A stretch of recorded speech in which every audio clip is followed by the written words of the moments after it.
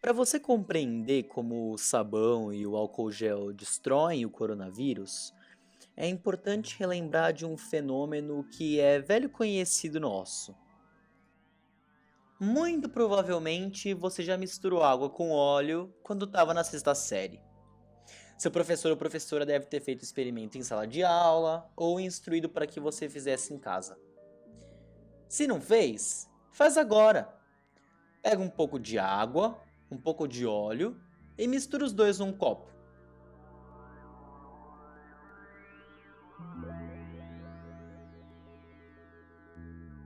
Que surpresa!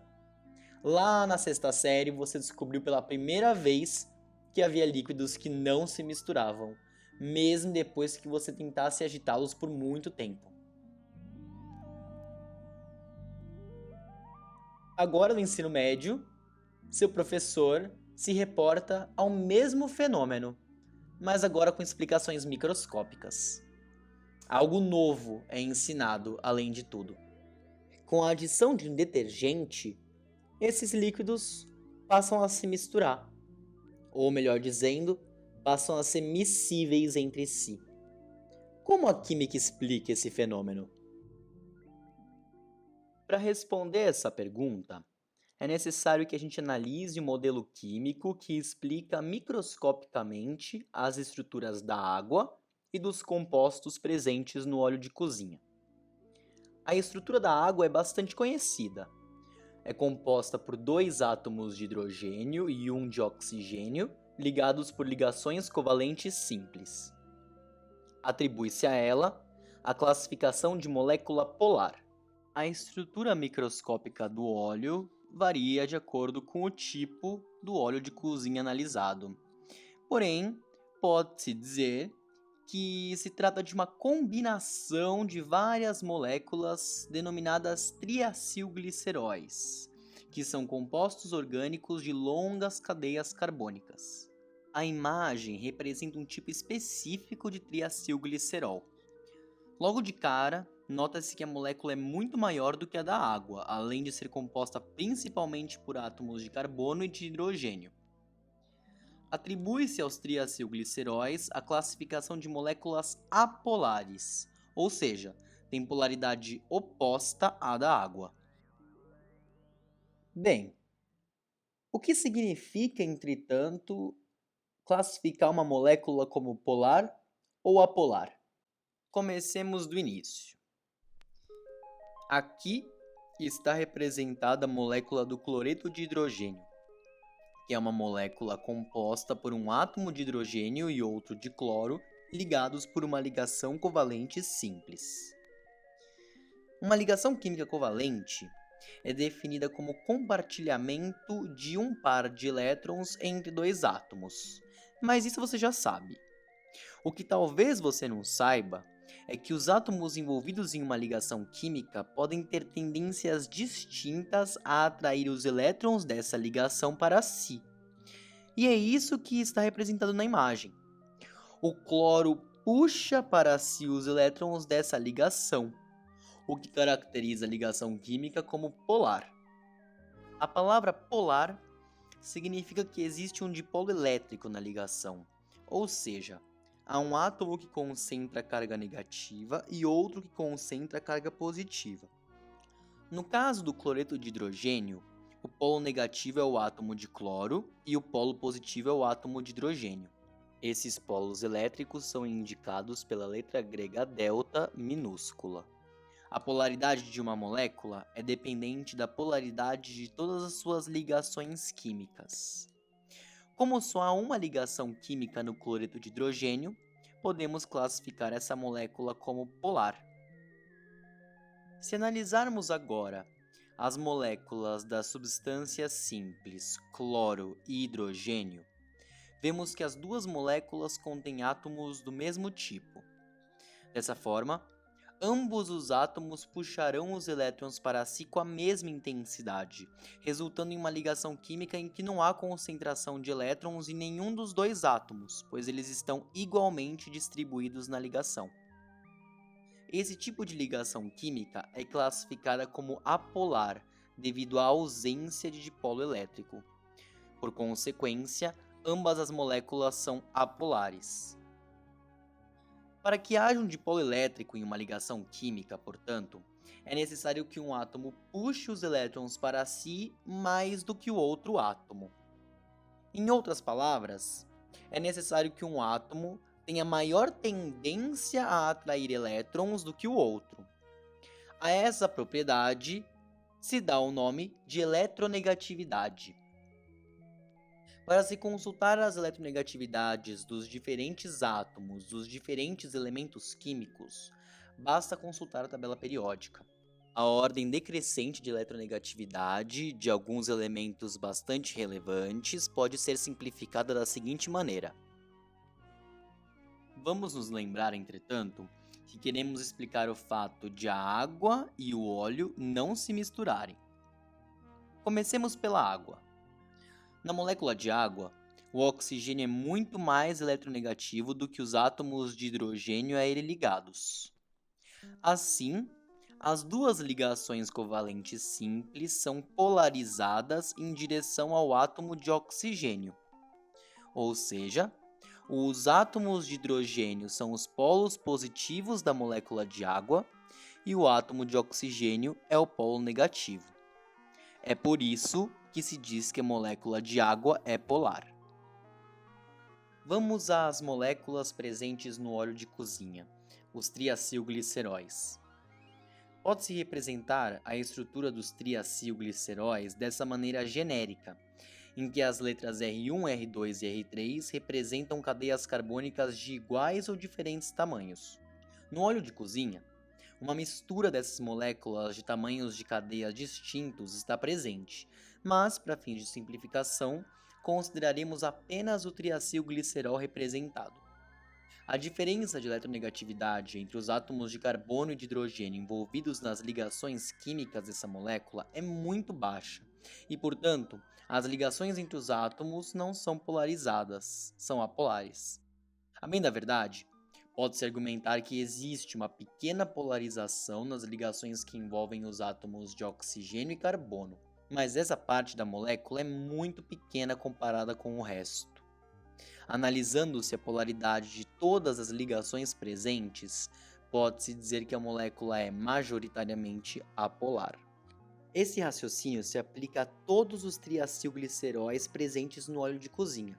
Portanto, podemos classificar o óleo de cozinha como um líquido de caráter apolar. Os líquidos que vemos e interagimos com macroscopicamente não são compostos, entretanto, por uma ou duas moléculas. Não são dezenas nem centenas de moléculas. Não são nem mesmo milhões, bilhões ou trilhões de moléculas. É da ordem de 10 elevado à potência de 23 que se está falando. 10 a 23 moléculas.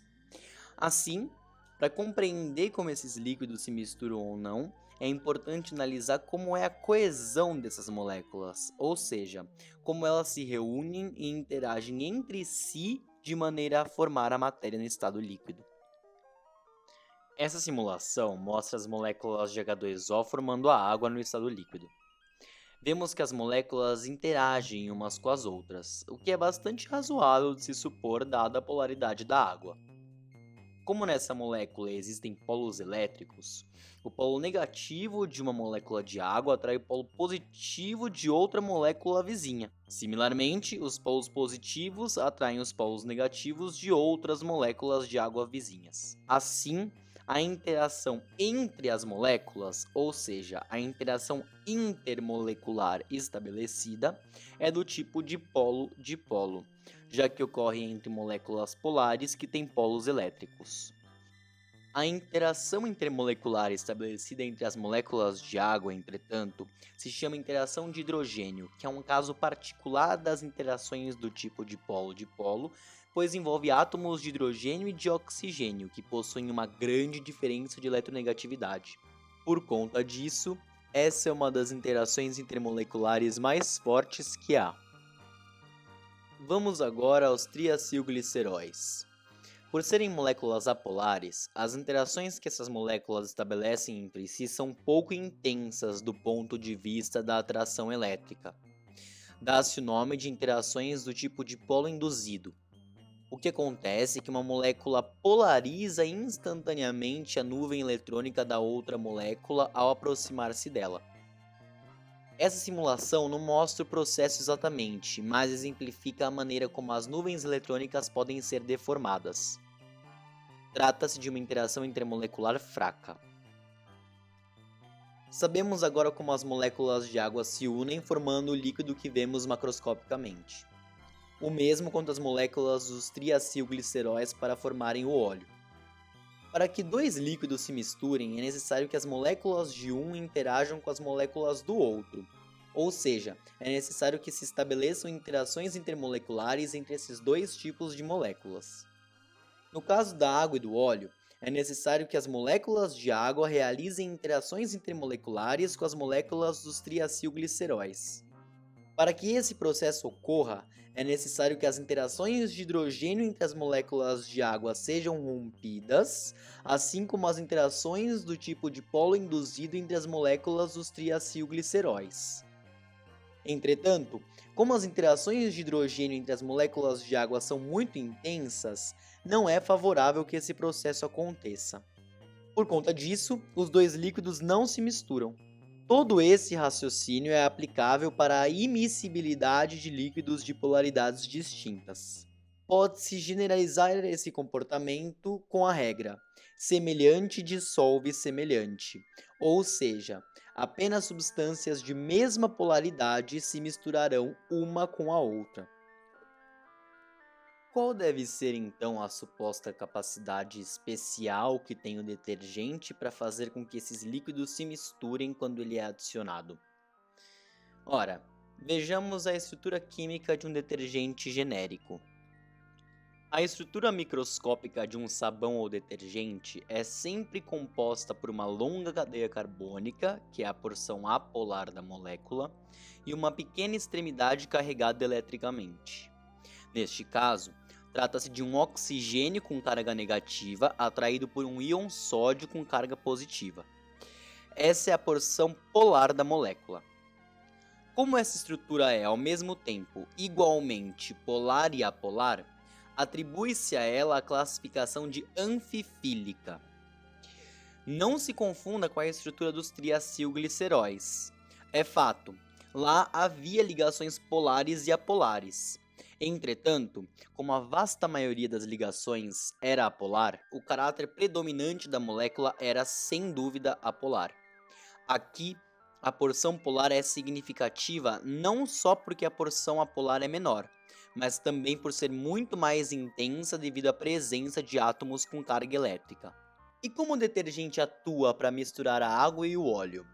Para começarmos, será necessária uma pequena inversão gráfica aqui. A partir da adição do detergente, tem-se presentes no sistema moléculas de água e de óleo, que antes não interagiam entre si, e agora as moléculas anfifílicas do detergente. Justamente por terem esse duplo caráter, digamos, é que o detergente é capaz de interagir ao mesmo tempo com a água e com o óleo. A porção apolar do detergente interage com as moléculas do óleo, enquanto sua porção polar interage com as moléculas de água. Dessa forma, tem-se no fim um sistema em que há interações intermoleculares estabelecidas entre todas as moléculas. O detergente atua, grosso modo, como um facilitador do processo, estabelecendo uma espécie de ponte entre essas duas substâncias que não interagiriam de outra forma. É assim que a química explica o fenômeno observado no início do vídeo. Existem diversos tipos de moléculas anfifílicas com diferentes porções polar e apolar. Uma molécula anfifílica bastante conhecida por nós é o etanol, que é o álcool consumido pelos seres humanos e utilizado para a produção de energia. Será que você consegue determinar quais são as porções polar e apolar do etanol, além de classificar os tipos de interações intermoleculares que ele realiza com moléculas de água e de triacilgliceróis? Você pode também fazer um pequeno experimento na sua casa, determinando o tempo que leva para misturar a água e o óleo quando são adicionados tipos diferentes de detergente, sabão, álcool em gel, álcool líquido, etc. Depois, você pode organizar os resultados em uma tabela e elencar qual foi a substância mais potente para misturá-los. Espero que você tenha aprendido um pouco sobre química e que tenha gostado do vídeo. Até breve!